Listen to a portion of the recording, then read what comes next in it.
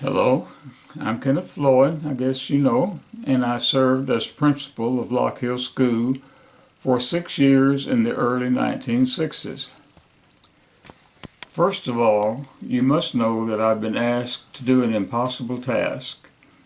That is, to succinctly convey my thoughts on what was perhaps the happiest time of my adult years. Although I've been fortunate to have many professional and personal experiences, which I recall with much appreciation and pleasure, the years at Lockhill haunt my memory with scenes of overflowing satisfaction and fulfillment. My years at Lockhill began immediately after completing 4 years of service in the United States Air Force at Lockhill Air Force Base. I decided to put in some teaching applications, beginning with the Northside District, since it was the offices that were most close to me. I made an appointment and went in for an interview with Mr. Murray Boone, the superintendent. After our conversation, Mr. Boone had ascertained from me that I would be willing to teach an elementary classroom as well as secondary.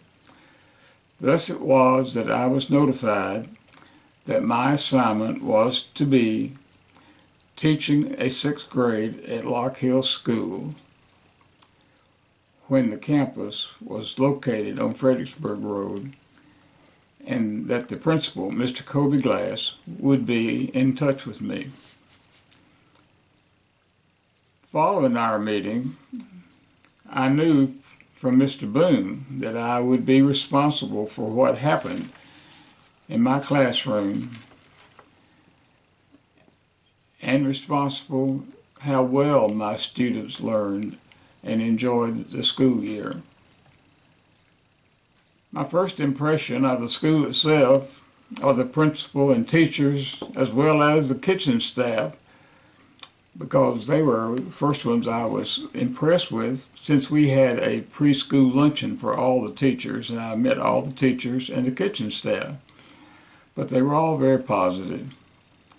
This came about in large part because of the knowledge, leadership, interest, and guidance given by Mr. Glass.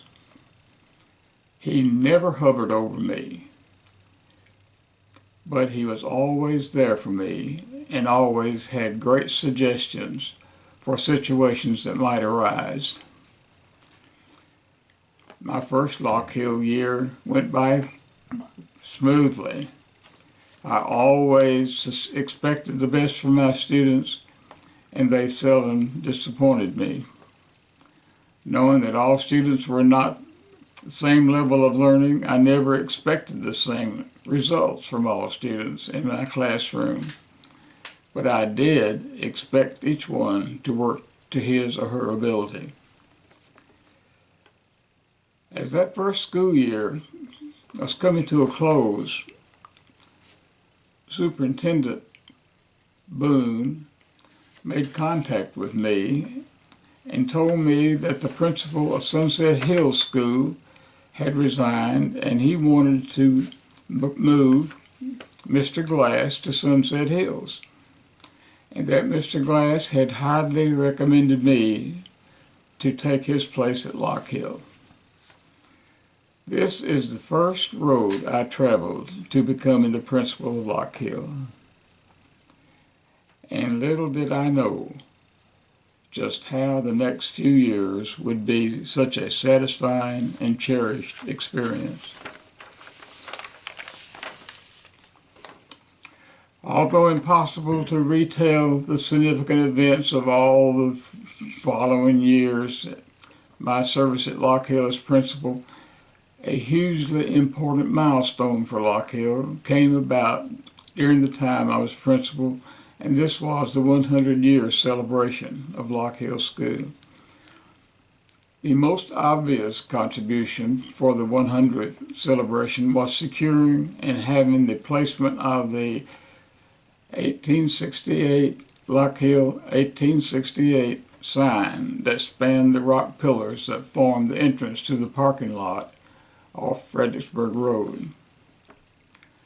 I would have been perfectly happy to remain at Lockhill for the remainder of my professional career, but I was challenged by the offer from the district to move to its central office, develop the curriculum for 3 new schools, then begin hiring teachers to teach in these 3 schools, do the necessary groundwork with parents in the communities, and then to become principal of one of the schools. I accepted this offer because I considered it a very serious consideration. Thus it was the challenge that lured me away from Lockhill. I don't regret it because it opened doors for further career challenges, but more of these challenges, though positive, professional growth steps, would ever replace the 7 years of warmth and satisfaction of working with the teachers, students, and the parents at Lockhill School. Thank you.